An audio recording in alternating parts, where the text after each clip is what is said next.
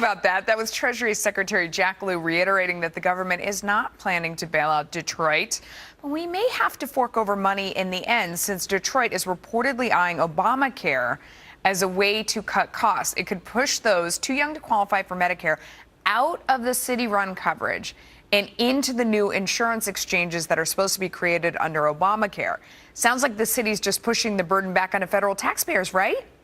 And more cities may be following suit. Here to break it all down, lawyer Dwane Cates. We also have Fox News medical A-team doctor Mark Siegel with us. Welcome to both of you. Mark, that's exactly what's going on, right? They're saying we are not going to provide a federal bailout, not a penny. But now there's this backdoor way they take people who were guaranteed as retirees and as employees health care, and they're pushing them into the Obamacare exchanges, which means the feds pick up a big portion of that price tag, and that would be us. So in essence, that is a partial at least, federal bailout. 7,500 public employees in Detroit, over 11,000 in Chicago, eyeing a very similar plan. Yes. If the employee is up to 400% of the poverty level, they're going to end up getting approximately, on average, about $4,000 towards their premiums by the feds. That sounds like a bailout to me. Right. And if you're one of these per person, yeah, and that's coming out of the taxpayer pocket. But if you're one of these employees, you're probably saying, wait a minute, right, I worked my whole career in the city of Detroit, and now what? I got to go to the exchange and pay what? I thought my health insurance was fully covered. And if they're over 400% of the poverty line, as you were saying, Melissa, they're going to pay the whole thing if they can afford it. Yeah. Dwane, I mean, do you agree with that breakdown? And it seems like it's sort of one of those solutions where almost everybody loses, because the employees and former employees are going to be mad as a hornet because they're going to be paying something, and before they weren't paying anything. And for us, the federal taxpayer, we are going to be helping to bail out Detroit. And probably not just Detroit. If it works in Detroit, it's probably going to spread all over the country.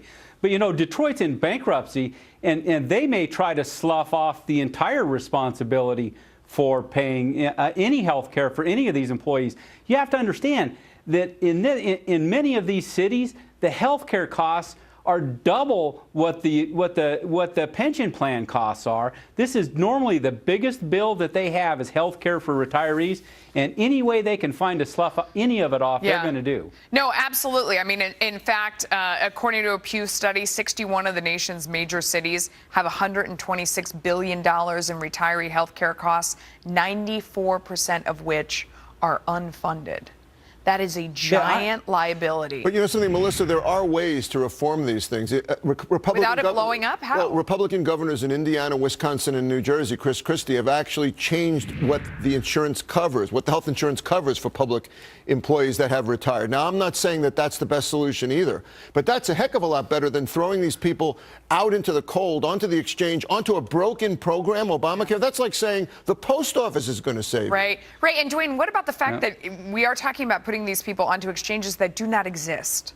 I mean, they're not there. Well, yeah, I mean, this unintended consequences of Obamacare. I mean, nobody foresaw when they implemented Obamacare that this was going to happen. And these exchanges are, in many states, aren't being set up, and in most states are slow to be set up. Yeah. And they're having trouble getting them set up even when they want to set them up. Dr. Siegel, how close are we to having any exchanges? I mean, we've been talking about this for a long time, and obviously that's one of the main reasons that the employer mandate has been postponed. Well, one of the things that Obamacare thought was going to happen is that all states were going to say, here I am, I'm setting up an exchange.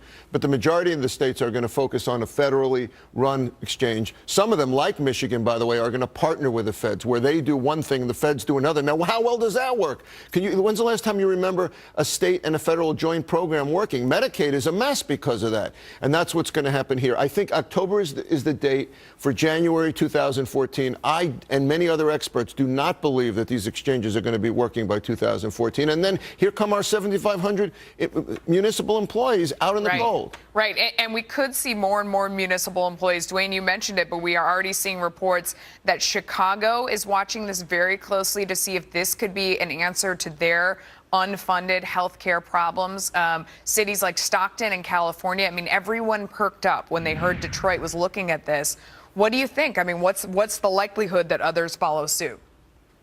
Well, everybody's going to watch Detroit. And if this bankruptcy and the shifting of this health care works for Detroit, you can bet that it's going to happen in every city that's underwater. Realistically, what is the other option? Because these folks, I mean, the city is going bankrupt. The system that they think they were promised, you know, there's heartbreaking comments from people saying, I worked my whole life and I was promised that my wife and I were going to have health care for life. There is kind of no way to do that at this point. Well, I'm not sympathetic to that as a physician because I feel that these employees work their whole life, like you just said. I think that health care is going to be paramount as they get older. If the city can't fund this, the city might as well just throw up its hands. I think this should be a high priority for the city. And again, this alternative doesn't exist as far as I'm concerned. Obamacare is not going to save these employees. They're going to end up without health insurance and without health care. Yeah, boy. Gentlemen, thanks to both of you. Thanks. Up next.